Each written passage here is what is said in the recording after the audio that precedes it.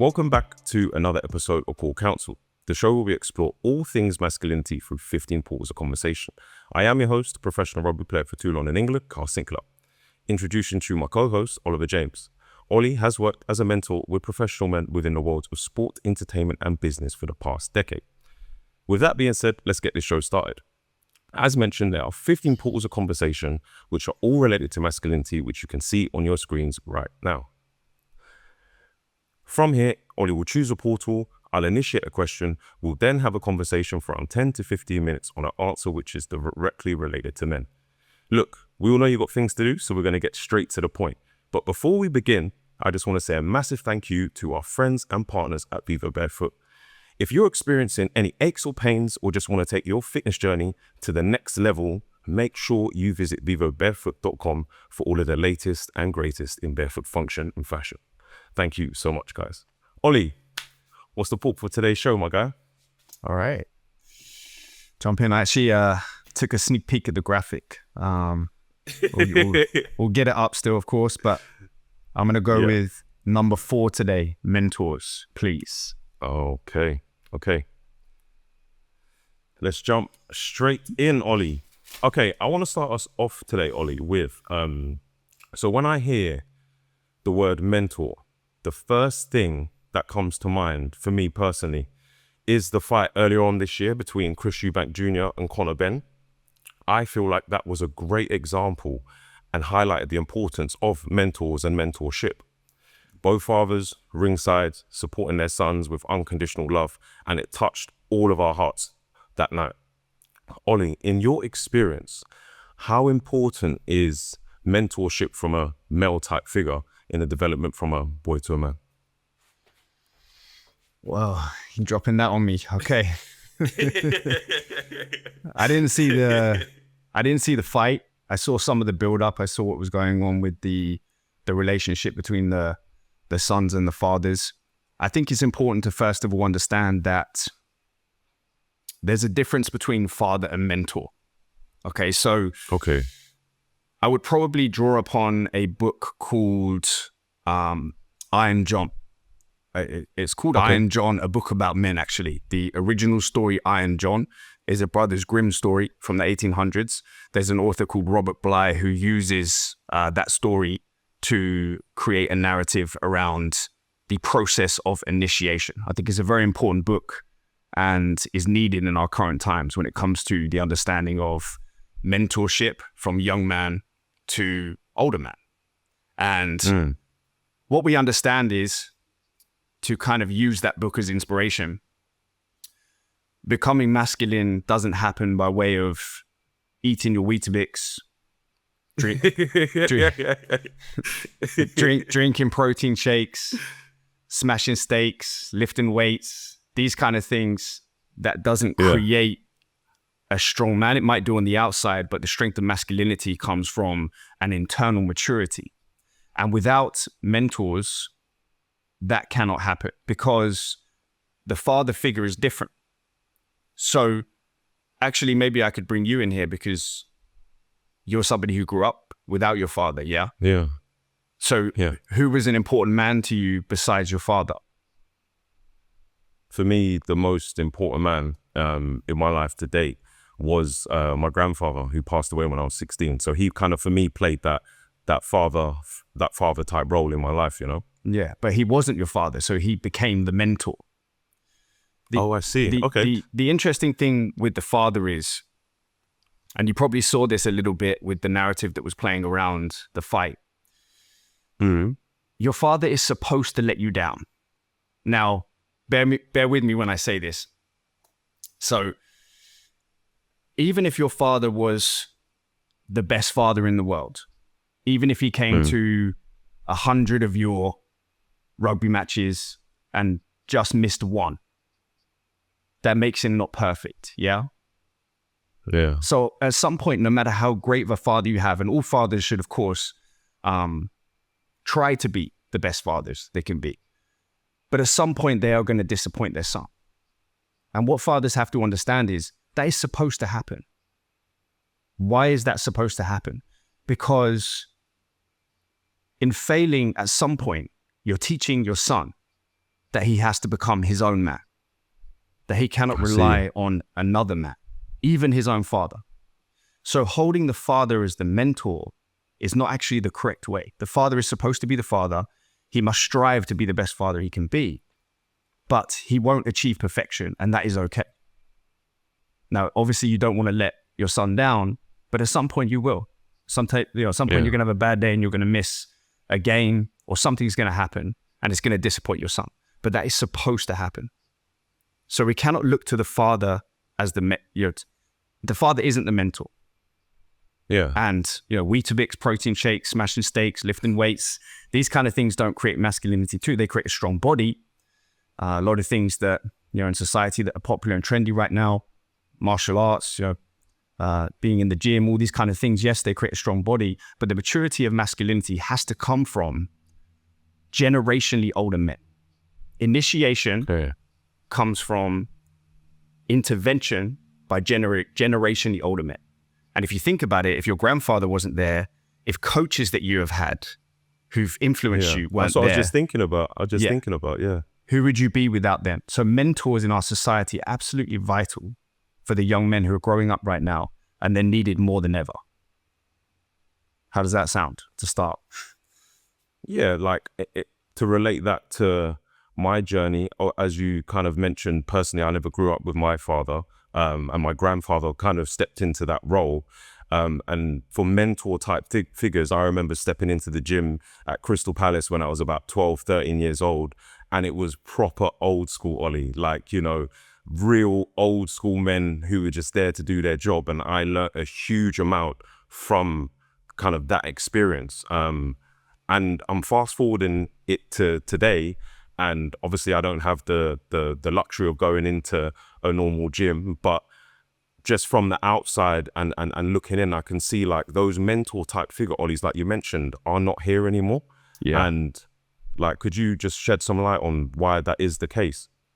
Yeah, I remember being a young man, 15 years old, riding my BMX bike to the first gym I went to. It was under a council estate in a pretty rough part of town, and going in there and walking in and being extremely intimidated by the type of man that was in there. Mentor type figures, men that now you probably don't see in gyms in our modern day. They're somewhat maybe as rare as seeing a unicorn. You're not really going to see that type of man anymore. And they didn't need to say anything, just their presence. That's so true. Was the role. You were expected to go in, try things out, and then one of them would come over to you and just subtly correct you. And you listened, and you didn't say anything, and you respected this type of man. And I would say that generationally older man who carried that aura maybe doesn't exist in our world as much as it used to.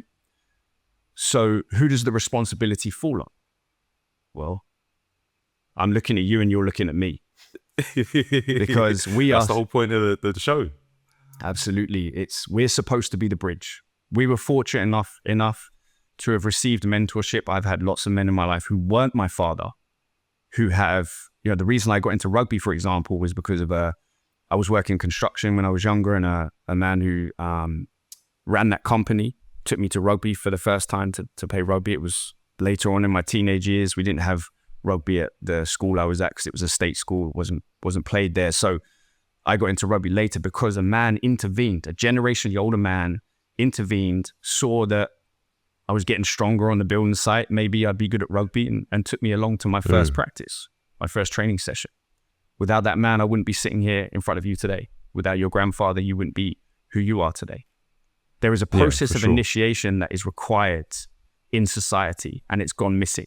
And those generationally older men who were responsible for it, we're in a society now full of tired older men, and the younger men ourselves, we ourselves need to step up and represent that. So, I'm sure you can speak on the process of initiation on based on the rugby changing room and men who've influenced you in rugby. Perhaps there's something you can comment on. No, for sure. I especially in my younger days when I, was an academy player at Harlequins, you had the likes of, Chris Robshaw, Nick Easter, who's definitely like a man's man, Jordan Turner Hall, Ugo Monnier, etc., etc.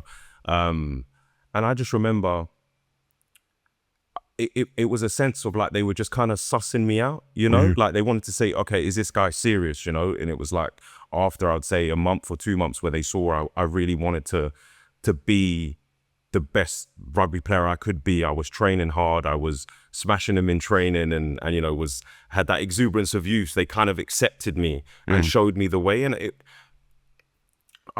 I can touch on that experience because I remember how receptive I was to listening to their advice. Like I would always want to go and find out, you know, what that opposition prop's like, or what's it like to play in this stadium. And I just wanted all of the knowledge. But I would say now, Ollie, like you've touched on, okay, there's a lack of mentor type figures, but I also think there could be a lack of the younger generation who are receptive and actually want that mentor type figures, because from my experience being an older player now, sometimes it feels like they kind of know it all at times, you know? I think it's a good point. I think that know-it-all type character that has maybe evolved from the younger generation just comes from the likes of social media. They have access to so much information now that why do you need to go up to that old guy in the gym when you've seen 500 videos on how to bench press? And I think, but the problem is we're drowning in that information and there's no wisdom. Wisdom will come from generationally older men who have experienced it, and they're needed and required in order for a young man to be initiated into his masculinity, the full power of his masculinity. It doesn't matter if you've got a strong body that was forged by, I keep saying this, but steaks and protein shakes and weights, you know, just bringing that in. I mean, these are words that I'm kind of adapting from Robert Bly's work in Iron John, a book about men. That type of experience where the body is forged into a strong body doesn't create the maturity of masculinity. That requires wisdom from men who've experienced life, who've taken the beatings, the battles, the woundings, and have the experience to teach. And most of the time, that type of man in the past didn't really need to say much. Their aura, their presence was enough. And then they would give you a little bit. And now we don't really have that. If you were to go into a commercial gym now, you probably, it would be rare to see that type of man. You know, and even in the rugby changing room, perhaps, again, maybe you can comment on that. You won't see that type of character like you used to.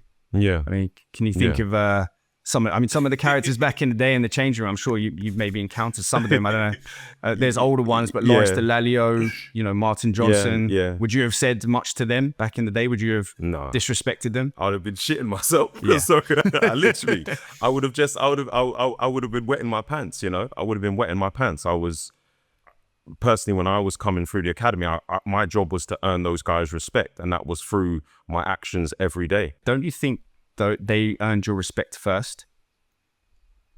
Go on. You respected them, didn't you? Based on their actions. Yeah, of course. And yes. Just to kind of maybe bring that in here as a final point while it's coming up in my mind, isn't that what we have to do now as the men of the older generation? Don't we have to earn that respect first for those younger men to listen to us? And I think that's fair enough. Again, you're going to be able to comment on this more than I am. I didn't play rugby at your level, but there were men in the change room I respected who'd earn my respect based on their action, their ability to take responsibility and accountability as mature men. They were strong on the inside as well as the outside. And I think that's something we have to earn. Isn't it? It's like you can just spot that with a man. Like they don't really have, like you said, they don't have to say anything. But when you say, for instance, you go into your rugby changing room, it's like you can tell that man there is a man, and you can just instantly respect him. You know, nothing needs to be said. Yes, it's earned. Its masculinity is earned. It's forged in the experiences, in the woundings, in the battles. But it does require, you know, a man who you see who is strong will have had mentorship. And we need mentors. And that is, as I say, where we need to bridge the gap. And you might have the best father in the world, as I said in the beginning. I mean, this related to what you brought up about the at the time of recording this, there was a recent fight that involved Chris Eubank and Nigel Benn, and they were the father figures to the two sons fighting in the ring. And there was a whole narrative that played out around that. And there was some disappointment. You know, the sons were disappointed, or one of the sons in particular was disappointed at by his father. in the end, it all worked out, and it was quite a movie type, cinema type experience, which is great. Literally like a Hollywood would, That's great to see that in terms of father figures. But remember, mentors is different to father figures. Mentors are the men, you know, lots of men are going to have an influence on a young man's life in society, whether it's coaches, teachers, or wherever you're going to experience a man who has an effect on you, a boss, a manager, whatever it is. And it's up to us. It's on us. It's our responsibility. We have to take accountability, because that respect must be earned before the younger generation are going to look to the likes of me and you and say, you know what? I can tell, I can feel that guy who's talking to me or sitting in front of me or teaching me in whatever way that is, I can feel that he's been there.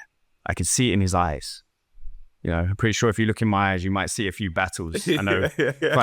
I'm like, bro, I want to run through a brick wall right now. I know if I look in your eyes, I know you've been there too. I've worked with you for a long time, you know, and the point of view is to experience that so that you become the role model in the changing room, and hopefully you'll get your chance again. Right now, you're working towards that. And in doing so, I think you'll become a great mentor. And that is the point of us, to be that bridge.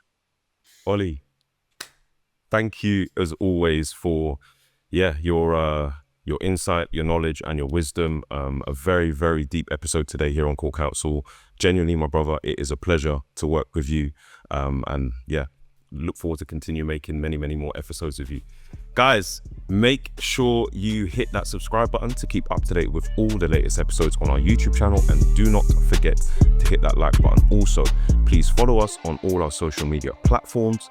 If you like what you heard from Ollie and want to know more, visit saveyourworld.com and follow Save Your World on Instagram.